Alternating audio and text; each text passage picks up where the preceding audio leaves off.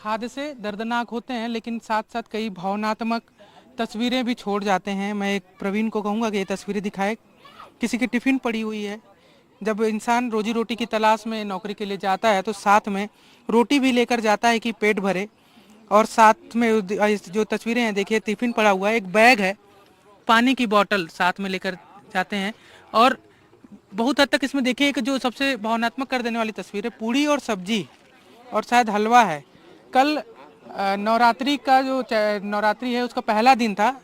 इससे देखकर ये अंदाज़ा लगाया जा सकता है कि हो सकता है प्रसाद के रूप में पूड़ी सब्जी और हलवा मिला हो। और ये एक बॉटल है कोल्ड ड्रिंक की बॉटल है। वो जब भी कोई कर्मचारियों को या इस तरह के जो गरीब लोग होते हैं उनको जब इस तरह की चीज़ें मिल जाती हैं तो वो खाते नहीं हैं, सहेज कर लेकर जाते हैं कि घर में उनका कोई बच्चा इंतज़ार कर रहा होगा, उस बच्चे के लिए हम ये जो खास चीज़ें, जो स्पेशल चीज़ें होती हैं, जो कभी कभार मिलती हैं, वो लेकर उस तक पहुंचाएं, उनको अपने बच्चों को खिलाएं। उसका एक उदाहरण आप इस हादसे के बाद जो तस्वीरें आ रही हैं उसमें देख सकते हैं कि कैसे जो भी पूरी सब्जी मिला था उसको खुद खाकर नहीं, घर ले जाने की। दूसरे बैग में भी यही है, देखिए दूसरा बैग जो पड़ा हुआ है उसमें भी पूरी सब्जी रखा हुआ है और पानी की बोतल है।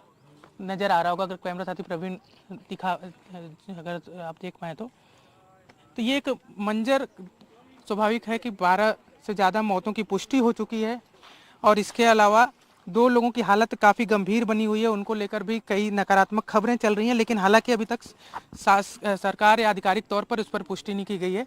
कुछ बैग उधर भी पड़े हुए हैं, मैं प्रवीण को कहूँगा उसको भी दिखाएं।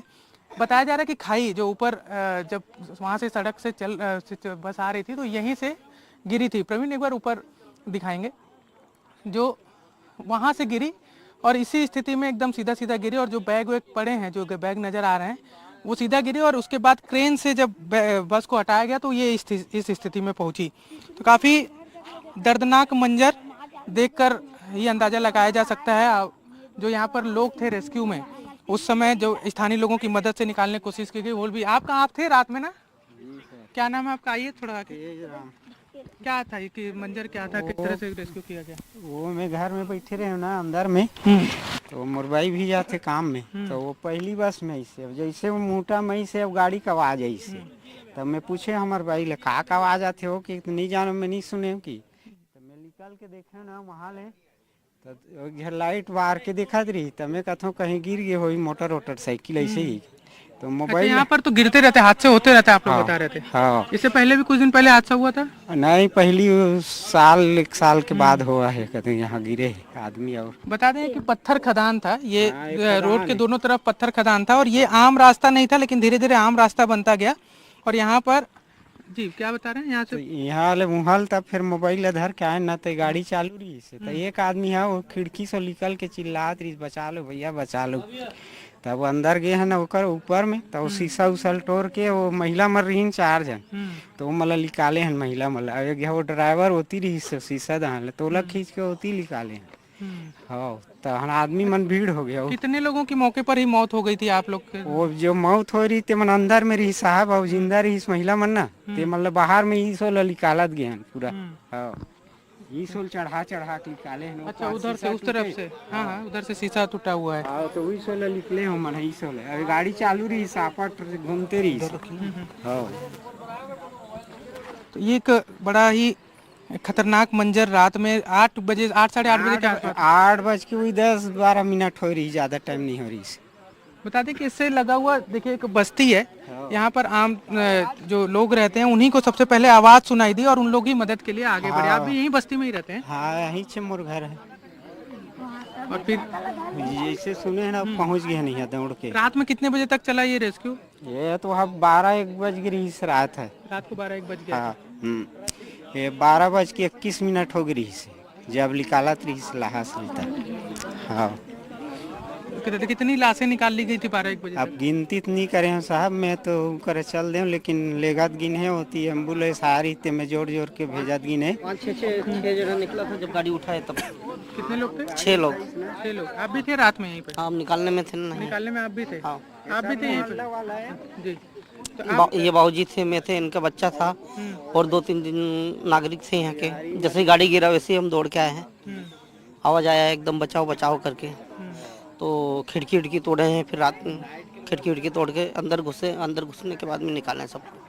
बिल्कुल, ये करीब 40 से 45 फीट ऊंचाई का पर ऊंचाई है यहाँ से जो पत्थर खदान है, एक तरफ से उसके वहीं से बस गिरी और इस तरह से एक बड़ा हादसा। बस वो पार गिरना रही सर, कैसे उस पार कैसे? टावर उधर से बस आते तो एक साइड वो पार है, लेकिन बस ए पार आके गिरे है, ये समझ नहीं आते। हाँ, अब ब्लेन बिगड़ गए, या कोई बचात रही से या कोई साइड मार दी, क्या पता। ये लेकिन तो जांच में ही सामने आएगी। और बता दें कि यहाँ के कलेक्टर जो हैं ऋचा प्रकाश, उन्होंने इस पूरे मामले की मजिस्ट्रियल जांच की बात कही है।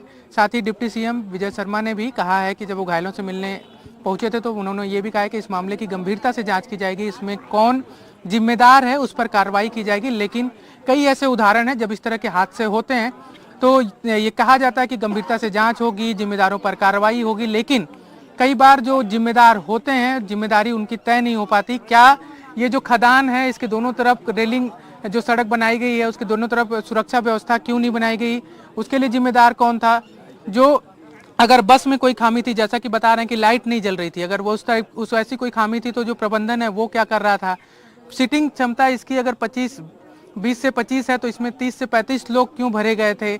ऐसे तमाम सवाल हैं और कि जो बने हुए हैं और इसके लिए जिम्मेदारी किसकी होगी, कब तय होगी, ये देखने वाली बात होगी। लेकिन फिलहाल ये जो मंजर है ये बहुत ही दर्दनाक है और साथ ही कई परिवारों के सर से किसी के माता का साया तो किसी के पिता का साया, किसी के भाई का साया उसके सर से उठ गया है, तो किसी चाचा का साया किसी के सर से उठ गया है। अब इसके लिए किसकी जिम्मेदारी बनेगी, कौन जिम्मेदारी तय करेगा? जिम्मेदारी तय होगी तो जो जिम्मेदार होंगे उस पर भी कार्रवाई होगी या नहीं होगी?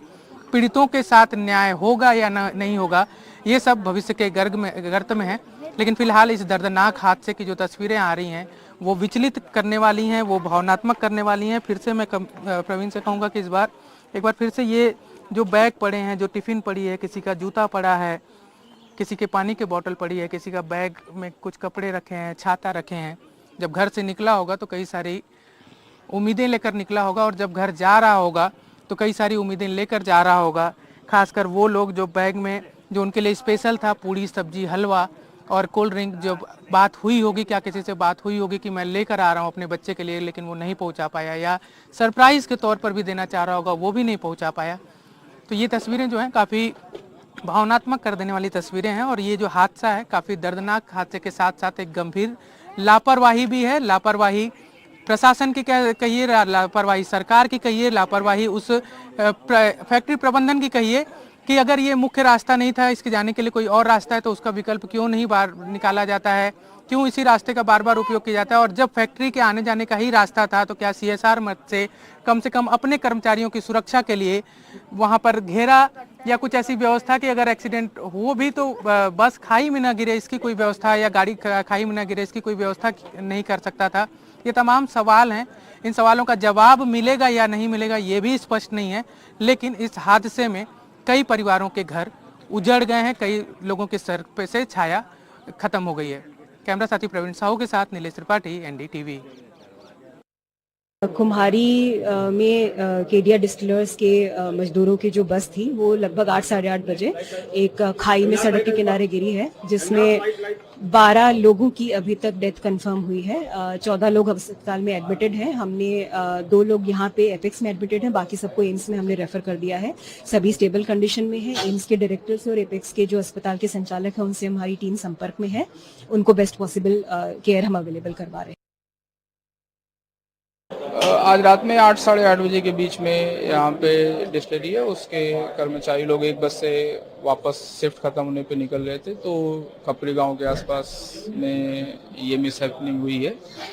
और एक्सीडेंट के बाद अभी जाके सभी जो घायल लोग थे और मृतक लोग थे 2-3 हॉस्पिटल में इधर उधर उनको शिफ्ट किया गया था। तो अभी टोटल नफरी मिलान करके जो डेटा निकला है उसमें 12 लोगों की डेथ अभी तक कन्फर्म हुई है और करीब 13 लोग घायल हैं उसमें, और उसमें से 8 सीरियस थे तो उन सारे लोगों को एम्स शिफ्ट किया गया हुआ है और 3 जो नॉर्मल इंजर्ड लोग हैं वो यहीं पे अपेक्स और ओम हॉस्पिटल में।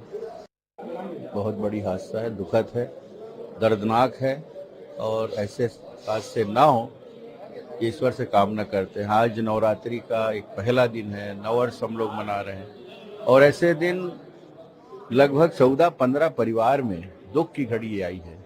कुछ लोग इंजर्ड हुए हैं जिनका इलाज अभी अपेक्स हॉस्पिटल में चल रहा है। कुछ लोगों को एम्स भेजा गया है और लगातार मैं 2.5 घंटे से आया हूँ। कलेक्टर मैडम, एसपी, स्वास्थ्य विभाग के CHMO और सारे लोग अपनी जिम्मेदारियों का निर्वहन कर रहे हैं।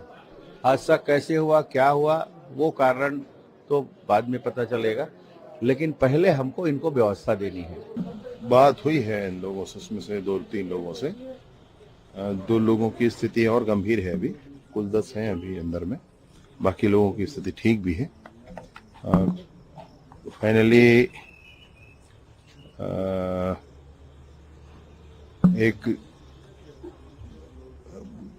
जो भर्ती हैं उनसे पता चला कि बस की लाइट नहीं जल पाई थी और दोनों तरफ खाई है, ऐसी स्थिति थी। उसमें गाड़ी गिर गई थी, स्लिप हो गई गाड़ी, ऐसा इनका कहना था। देखिए और जांच से स्पष्ट होगी बातें क्या हुआ है। सर कुछ अब ड्राइवर का मसला क्या कहेंगे, मतलब दुर्घटना तो उनके साथ भी हुई है, उतनी ही बड़ी। तो हमारे साथ सहयोगी नीलेश त्रिपाठी लाइव जुड़ गए हैं। नीलेश, हमने आपकी रिपोर्ट देखी, आपने उस हादसे के दर्द को बखूबी समझा भी और समझाया भी, इसके लिए बहुत बहुत शुक्रिया आपका। नीलेश, आपसे समझना चाहेंगे मौजूदा स्थिति कैसी है? देखिए, अब जब चूंकि हादसा हो चुका है तो इसके बाद अब जिम्मेदार जो लोग हैं वो अपनी अपनी जिम्मेदारी निभाने की कोशिश कर रहे हैं, या आप कह सकते हैं कि जो हादसे के बाद जो दिखावा होता है वो करने की कोशिश कर रहे हैं। जो अपडेट है उसके मुताबिक inter state department lead agency road safety Chhattisgarh के चेयरमैन जो हैं वो कुछ देर में घटनास्थल पहुंचने वाले हैं। वो उस बात की जांच करेंगे कि आखिर खमियां कहाँ थी, किस वजह से हादसा हुआ, क्या गाड़ी में कोई कमी थी, फिर जो सड़क है उसमें क्या टेक्निकल खामियां हैं, कैसे हादसा हो गया, इन बातों की जांच करेंगे अमृत। लेकिन बड़ा सवाल ये है कि ये जांच अगर वो पहले कर लिए रहते, क्योंकि ये जिम्मेदारी है उनकी, अपनी जिम्मेदारी, उस विभाग की जिम्मेदारी है, अगर वो जांच पहले हो गई रहती कि ऐसी कोई सड़क है जहां से सैकड़ों लोग रोज आना जाना कर रहे हैं और उसके दोनों तरफ खाई है और दोनों ही तरफ कोई घेरा नहीं लगाया गया है, दोनों तरफ कोई ऐसी व्यवस्था नहीं है कि अगर कोई दुर्घटना हो तो सड़क तक ही सीमित रहे, खाई में न गिरे। इसके लिए कोई रेलिंग, कोई बैरिकेटिंग या फिर कुछ ऐसी दीवार जैसी चीजें बनाने की कोशिश नहीं की गई। ये जिम्मेदारी इनकी थी, लेकिन ये जिम्मेदारी नहीं निभाए। अब हादसा हो चुका है तो एक फॉर्मेलिटी होती है ना कि जब हादसे हो जाते हैं तो एक बयान आता है कि गंभीरता से जांच होगी, गंभीरता से जांच के बाद जो जिम्मेदार होंगे वो कार्रवाई उनके ऊपर होगी। लेकिन ना तो जिम्मेदार जो रहते हैं एक्चुअल उनके ऊपर कार्रवाई होती है, ना ही कोई ऐसी गंभीरता दिखती है जांच में। वो उस बयान तक जब तक की चर्चा होते रहती है कितने बड़े हादसे हुए वहीं तक सीमित रहती है। हालांकि अब इस बार भी ऐसा होगा ऐसा नहीं कहा जा सकता, लेकिन एक जो परिपाटी चली आ रही है वही है और स्वाभाविक है कि अगर ये जिम्मेदारी निभा लिए होते तो शायद ये हादसा नहीं होता। दूसरा, उप मुख्यमंत्री विजय शर्मा भी पहुंचने वाले हैं घटनास्थल। उनके पहुंचने का जो प्रोटोकॉल का टाइम है लगभग 10:30 पौने 11 बजे के आसपास या 10:30 के आसपास पहुंचेंगे। वो कल देर रात हॉस्पिटल भी गए थे विजय शर्मा, यहाँ पर भी आएंगे। स्वाभाविक सी बात है वो भी आएंगे और थोड़ा सा निरीक्षण करेंगे और उसके बाद कहेंगे कि इस मामले में जो भी जिम्मेदार होगा उस पर हम गंभीरता से कार्रवाई करेंगे, बड़ी कार्रवाई करेंगे, जांच में कोई लापरवाही नहीं होगी। ये बयान जो है, ये नेता हो, अधिकारी हो, हादसों के बाद जब भी हम देखते हैं ये हादसा हो, कोई और भी हादसा हो, ये आते रहते हैं और यही बयान आएगा, यही बयान उनके आएंगे। इससे ज्यादा कुछ और हो सकता है कि मुआवजे का ऐलान कर दें, हो सकता है कि कुछ और बात कह दें, लेकिन ये इनके जो लाइनें हैं ये नेताओं की हो या फिर मंत्री अधिकारी हो, सरकार के जो भी जिम्मेदार हो, ये आनी है। लेकिन ये कौन तय करेगा कि जो व्यक्ति अपने बेटे या अपने बच्चे के लिए टिफिन में जो उसको प्रसाद के रूप में पूरी सब्जी हलवा मिला था वो उस तक नहीं पहुंचा पाया, तो उसके पीछे की जो उसकी कहानी है उसको कौन समझेगा, उस व्यक्ति की उसकी अपनी जो भावनाएं हैं उन भावनाओं को कौन समझेगा।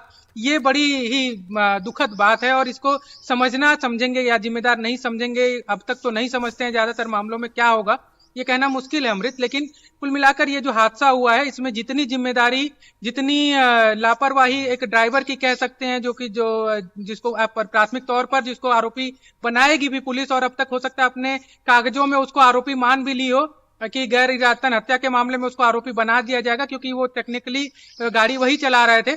तो ये उनके ऊपर तो बनेगी, लेकिन क्या इसके ऊपर जो कंपनी का प्रबंधन है, जो सड़क जाने के लिए नहीं है, जो सड़क खदान में जब खुदाई हो रही थी तो उसके लिए जो डंपर वगैरह आते हैं उसके लिए जो सड़क था उसको आम रास्ता के बाद में बदल दिया गया, उस सड़क का जिसके लिए कि दूसरा एक रास्ता है, कंपनी के प्रबंधन फिर भी इस रास्ते से कुछ पेट्रोल बचाने के लिए, कुछ किलोमीटर दायरा कम करने के लिए उसका उपयोग करता रहा और प्रबंधन के लोग ध्यान नहीं दिए, उसके ऊपर कार्रवाई कौन करेगा? वो सरकार, वो जिम्मेदार विभाग है, खनिज विभाग, जिसको जो लीज पर खदानें देता है, उसके बाद जब क्लोजर रिपोर्ट आती है तो क्लोजर रिपोर्ट में उसको पाटना रहता है, वहां पर ग्रीनरी करनी रहती है, वहां पे सुरक्षा के इंतजाम करने रहते हैं, लेकिन वो नहीं किया गया है। तो उस समय से लेकर आज तक के जो खनिज अधिकारी हैं, जो जिम्मेदार हैं, जो छोटे छोटे मामले में कई बार कुछ गाड़ियां पकड़कर चालान काटते नजर आते हैं, उनके ऊपर जिम्मेदारी कौन तय करेगा? क्या ये सरकार, क्या उनकी जिम्मेदारी तय करेगी? ये एक बड़ा सवाल है। प्रबंधन के ऊपर कौन से जिम्मेदारी तय करेगा? जो वर्तमान में कलेक्टर हैं, जो वर्तमान में एसडीएम है, जो पुलिस विभाग है, थाना मात्र 3-3.5 किलोमीटर दूर है, लेकिन जो थाने के लोग वहां पर अगर कोई एक पुड़िया कुछ गांजा बेच रहा हो या एक पुड़िया कोई गांजा पी भी रहा हो या फिर दूसरे कुछ ऐसे आपराधिक घटनाक्रम कर रहा हो जिसको एक सामाजिक दृष्टि से बहुत बड़ा ना माना जाए, उसके ऊपर भी चालानी कार्रवाई करने पहुंच जाते हैं और वहां पर कार्रवाई करके उससे वसूली की जाती है, चाहे वो आधिकारिक रूप में हो चाहे गैर आधिकारिक रूप में हो। लेकिन वो उनको ये नहीं दिखता कि यहाँ पर कभी हादसा भी हो सकता है, इस जगह पर कोई बड़ी दुर्घटना हो सकती है और उसकी रिपोर्ट अपने आला अधिकारी को दे, बताएं कि यहाँ पर जो सड़क है कभी भी बड़ी दुर्घटना हो सकती है। 20-25 साल से वो इसी स्थिति में वो खदान थी माफ करिएगा, बिल्कुल 20-25 साल से उस स्थिति बनी हुई है। 20-25 साल से न तो वहां के जनप्रतिनिधि, न तो वहां के अधिकारी, न तो वहां के जिम्मेदार लोग इस बात की चिंता की है कि कहीं ना कहीं एक बड़ा सवाल यहाँ पर सामने आता है नीलेश, बैरियर नहीं है, लाइट नहीं है, फिटनेस पर भी सवाल है और सरकार के सामने एक बड़ा सवाल ये कि क्या आम लोगों